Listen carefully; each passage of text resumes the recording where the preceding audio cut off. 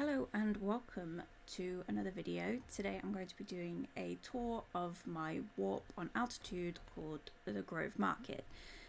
This is on the survival server Altitude has, and I built a very similar one on the last map named after the last server, Fjord, and I learned a lot after that one. So when I designed and built this, I obviously changed and improved a lot of things. But today I'm just going to give a quick tour, show you around, and keep this as like a record for after the server's gone, really. So yeah, let me show you around. This is where you spawn in, and this has got this little courtyard here with everything you need. Let's start with the basics, the info and rules section. These two shops here are my tutorial books. That one is for the economy guide, this one is for the written book. I've also got the info for my tutorial for sign shops there as well, so people can look it up and find a video version. These are all of the rules and information for purchasing a stall at my warp. So you need to read all of these before you want to buy one. And then we have the netherite exchange. Basically the purpose of this is to make sure netherite ingots are always available to purchase. There's been a lot of issues in the past with people not selling it or people not buying it, and it just makes it really difficult to progress if you don't like going into the nether. So the way it works is that there is a sell shop here. This is where you buy your netherite. Say at the minute there's 3.5 stacks ish, and you buy it for $1,300. And then at the top here is a buy shop, which is the shop buys it from you. So if you want to sell your netherite, you sell it here, and this has $260,000 in it right now. So overall it holds about 6 or 7 stacks. So as you can see, it has about half and half at the minute, which is perfect. So if someone wants to sell some, they've got plenty of money to sell it to, or if someone wants to buy some, there's plenty there to buy. And this little black carpet is just to help me point people in the right direction. So I can say, go to the Grove Market, follow the black carpet, which is also handy for pointing people to this book as well, so I can say halfway down the black carpet. And then on this side we have the starter kit center. This is where all my starter kit stuff is. So I've got the donation box here, a list of everything you can donate, and then everything that's included in a starter kit. And then here is where I put all of the ones that are finished, so the people who I trust can come and get them and give them to new players. I probably should have explained what this is. It's basically a program that I run where we give these starter kits to new players who join or returning players, and it basically just has all the basics in it so people can get a good start. Obviously I don't force them on people. If they don't want them and they want to start fresh, that's up to them, and that's fine. I won't show you the guts underneath yet, so if you want to see the guts, wait till later. I'll show you the guts. Over here is the free crop shop castle. This has basically got all free farms available, so people can get free stuff, even the new seeds as well. There's also around here some more bamboo, wool, honey, and these ones I haven't built yet because I hate dealing with villagers. Cactus farm as well. I was going to put villagers in here, but I haven't got around to it yet, and it's already quite laggy anyway, so probably won't. We have here a little way station which has all the tables, all the villager tables and stuff, so if you ever need one and don't have one to hand, you can just go over here and use one over here. And lastly, in this corner we have the sort of official stalls. So here I have very cheap food and stone. There's plenty in there for people. Now, in case you haven't noticed, this is a bit different. The reason I've done this is because I had about a week where every time I came online, the shop was empty. So someone just buying it all because they wanted cheap stone and didn't actually need it because they were new. So I set up a system so it has a hopper and it comes from this barrel, so it refills a lot slower and you can't just buy it all in one go. Which worked. As soon as I did that, people stopped abusing it, which was great success. This is an empty sugar box shop. This doesn't get used very much anymore because we have a really good sugar shell warp, but it's there in case anyone needs it. And then over here are donation barrels, so just junk that people don't need, they can drop it off here for new players. If you put any in these ones, there's actually hoppers around the back that empty them into the front ones, so you only need to check the bottom ones. And yeah, that's all the middle explained. And then we have our districts. There are 8 districts with 10 shops per district, so there's 80 shops overall. So I'll just give you a quick walk around. I should probably show you the registry boards. This just gives a brief overview of what someone sells so that you can easily find what you're looking for. Although obviously I can't list everything on there, so I try to just generalize it the best I can, really. Oh yeah, we've also got these. My friend Palm built these. They're basically offline trading modules. So what you do is you put your item in here that you're trading, or it could be a check if you're trading for money, and then you put in a piece of paper with a name on it, which is like a password, into the hopper and press the button to lock it. Then it's locked, and then the person you're trading with comes online, like later when you're offline, drops another piece of paper in with the same password, which unlocks it, and then they can get the item out and then put in their item and repeat this. And then there are 8 of these, 1 for each district, so easy to, so there's plenty of them to go around. Right, so let's go on to the districts. I tried to make these not as symmetrical as possible, but still in the same sort of layout. So most of them have 4 or 5 stalls and then 5 or 6 shops. But usually I use them interchangeably: shops, stalls, stores, whatever, same thing. The ones for sale have the for sale signs outside, and then you get, obviously you get the space if you buy it. It's a one-time payment, not a rental, so you only have to buy it once, and then as long as you stick with the rules, you stay active, you can keep that shop for as long as you like. Now most of these shops look pretty much the same inside, same materials, etc. You are allowed to edit them slightly, like this one's been edited a little bit here just to make it look a bit fancier. That's absolutely fine. In fact, I encourage that, as long as you're not damaging the actual building. Yeah, so like this one has fancy shelves, which I really like them. I love the creativity some people have done with them. Others are just a bit plain like that, which is, fine. Everyone can do their own thing. And then obviously there's some more around here. This one's a bit too brazen for me. I would have preferred if they didn't make the floor rainbow, but I'm not gonna tell them not to. All the shops are slightly different sizes, and the pricing I use is fairly arbitrary. I'll kind of just like, it's about, this looks about this much, and then put the price on. And then it also depends on how big it is, where it is.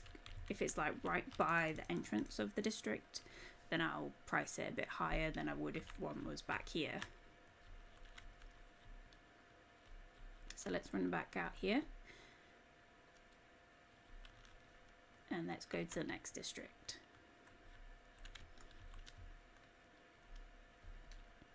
So more registry boards. And obviously everywhere is color coded, so you can find the right shops easily. So if someone says, yeah, my shop is in the purple district, it's pretty easy to find. And I've put physical, like, named labels for each color, so if you're colorblind you can still know which district it is. So yeah, we have quite some really nice shops around here. I love some really nice decorations, map art. I love that all kind of thing. It makes it look more vibrant and pretty cool. Like these shops are decorated quite nicely. Like this one's really nice. Look at that. Beautiful. And I've tried to make it as accessible as possible so you're not having to run too far to find them.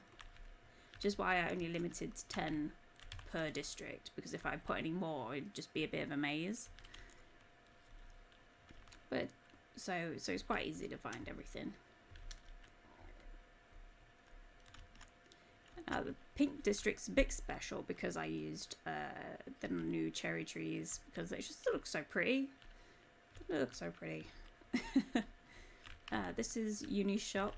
They're a friend of mine and they offered to design and build their own shop while I was designing it in creative, so they get a fancy shop. Obviously I had to ask them to follow a few rules so that it didn't stand out too much. So they're using the same materials for the most part, and yeah, it still fits in. It doesn't stick out like a sore thumb. Yeah, there's all sorts of creative stuff going on. Really enjoy seeing them all. That's so pretty. Yeah, they've also got some that have redstone machines. The shop plugin at the minute is a bit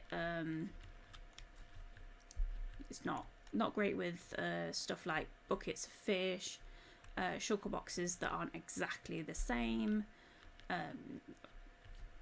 stuff like axolotls. They just don't work properly, so you have to set up a redstone machine to sell them.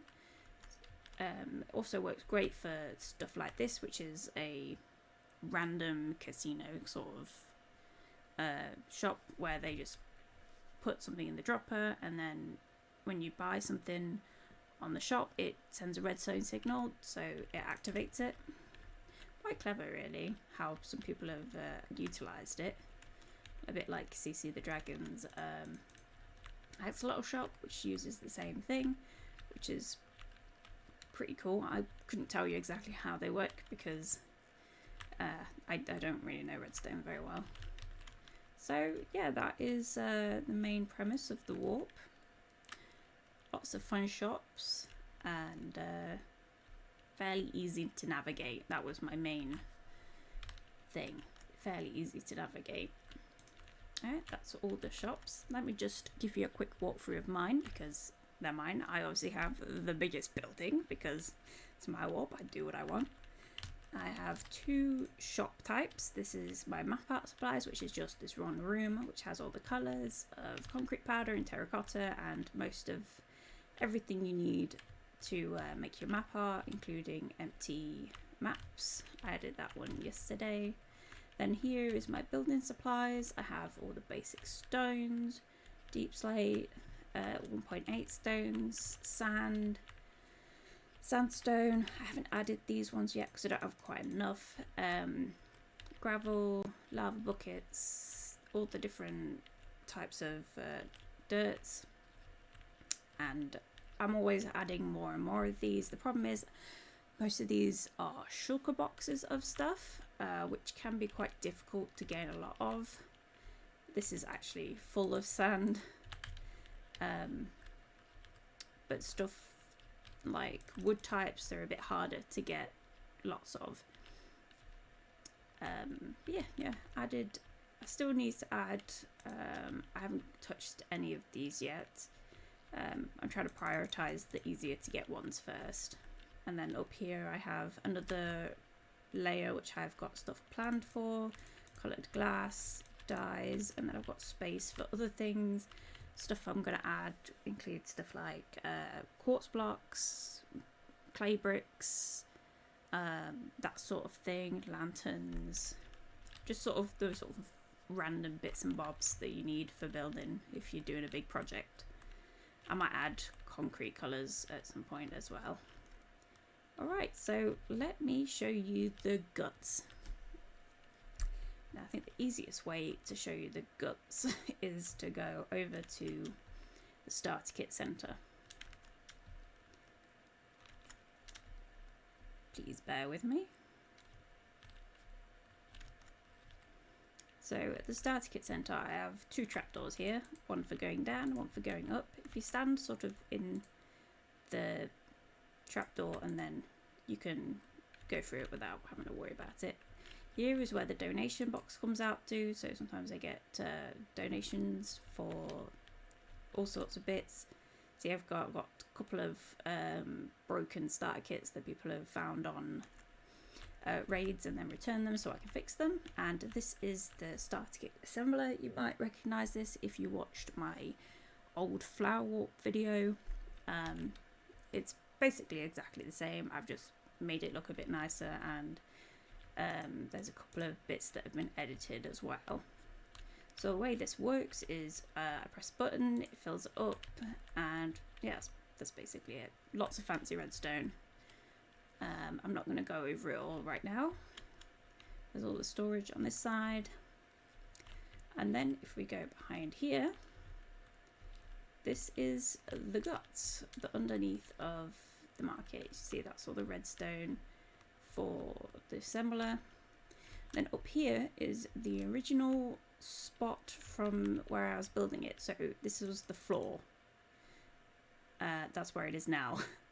So yeah, this was the original floor of the area, and then obviously I've built it over the top of the original floor and dug it out.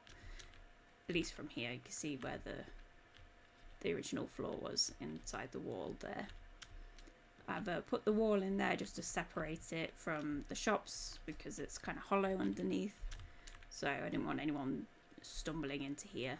Alright, so we've got the bamboo, sugarcane, sniffers.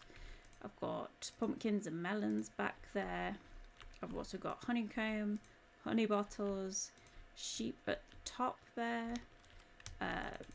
cactus down there, and then down here, I have to go underneath.